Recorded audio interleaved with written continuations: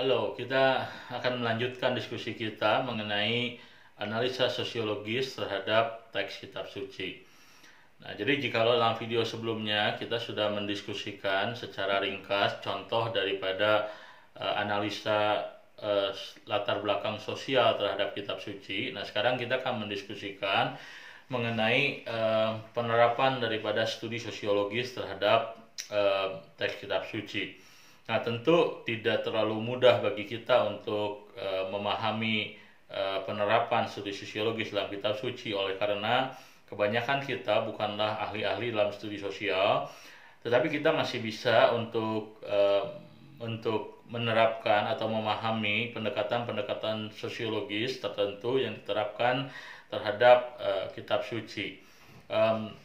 Dan hari ini kita akan membicarakan salah satu contoh daripada pendekatan sosiologis terhadap kitab suci. Nah, dalam studi sosiologis kita saat ini menemukan ada sebuah kerangka sosiologis yang sangat bermanfaat di dalam memahami tulisan-tulisan di dalam Alkitab. Nah, ilmu sosiologis yang dibicarakan itu menunjuk kepada sebuah relasi antara dua pihak di dalam hubungan sosial antar manusia. Nah, jadi di dalam studi sosiologis kita mendapatkan sebuah pemahaman bahwa hubungan antar manusia itu bersifat timbal balik. Nah, ada dua jenis, ada dua tipe,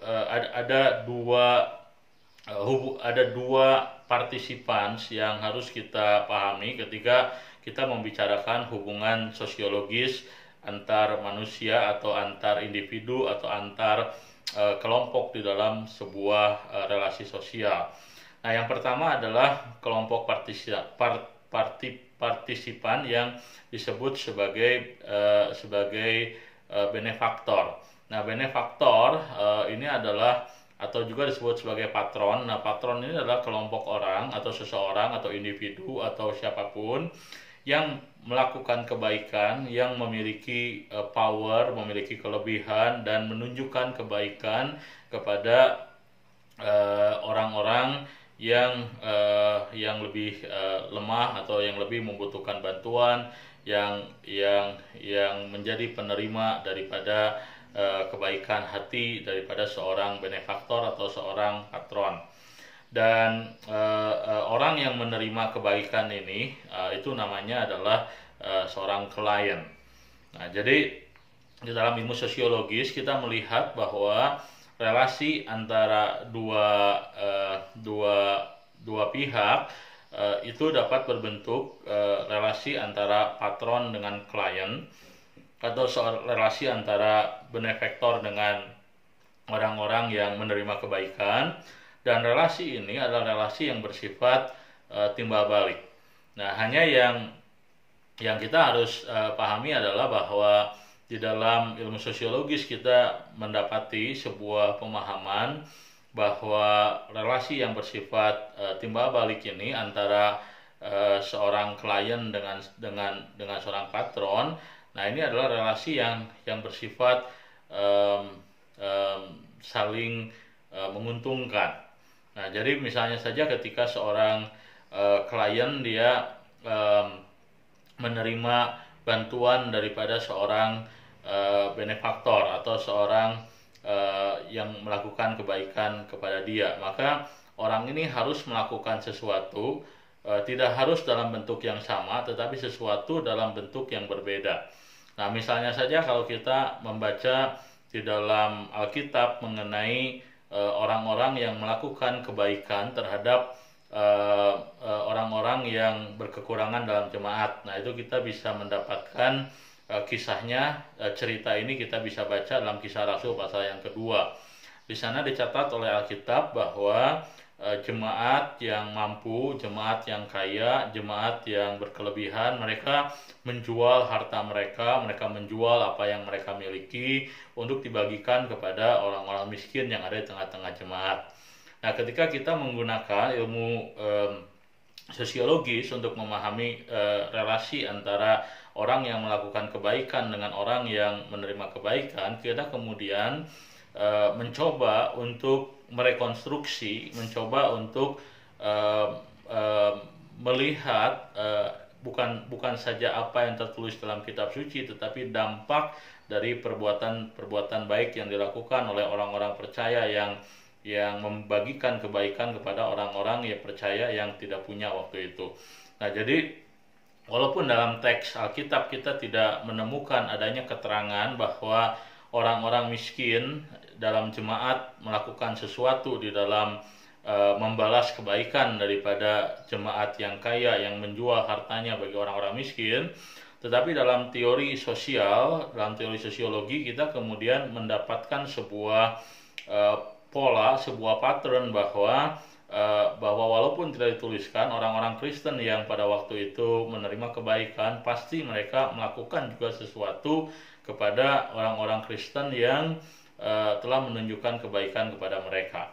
Nah, jadi kita juga membaca di dalam Alkitab bahwa ada banyak orang-orang Kristen yang kemudian terlibat di dalam pelayanan, ada orang-orang Kristen yang terlibat di dalam role mereka menjadi seorang diaken di dalam jemaat, yaitu melayani orang-orang yang ada di tengah-tengah jemaat. Nah, orang-orang miskin yang melayani tengah-tengah jemaat, nah ini adalah orang-orang yang kemungkinan besar adalah orang-orang yang juga menerima kebaikan daripada orang-orang yang kaya. Dan sangat mungkin bahwa orang-orang miskin ini kemudian mereka di dalam bukan saja di dalam gereja, tetapi juga di luar gereja mereka kemudian membantu ataupun menunjukkan respek terhadap orang-orang kaya yang membantu mereka. Dan relasi seperti ini adalah relasi yang normal terjadi di dalam relasi sosial. Dan tetapi relasi yang seperti ini bisa berjalan salah atau keliru, di mana kebaikan-kebaikan yang diterima oleh orang-orang yang miskin di dalam gereja kemudian bisa membuat orang-orang yang menerima kebaikan ini bersikap berlebihan terhadap orang-orang yang memberikan kebaikan kepada mereka, patron ataupun benefaktor mereka. Dan inilah yang terjadi dalam surat Yakobus pasal yang kedua. Nah, jadi dalam surat Yakobus pasal yang kedua kita membaca bahwa ternyata ada sebagian jemaat orang-orang yang miskin, sebagian jemaat tidak dikatakan miskin, tapi mereka kemudian memandang muka, mereka kemudian menghormati orang kaya lebih daripada orang lain. Nah, ini terjadi kenapa? Karena mereka menerima kebaikan dari orang-orang yang lebih kaya, orang-orang yang menunjukkan kebaikan kepada mereka.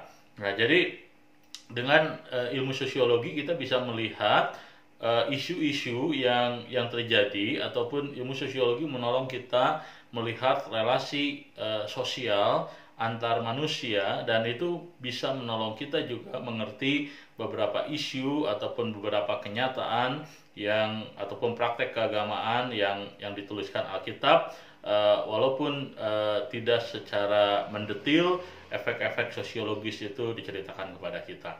Nah, itulah pelajaran kita hari ini. Kiranya apa yang kita pelajari dapat menjadi berkat bagi kita. Tuhan memberkati.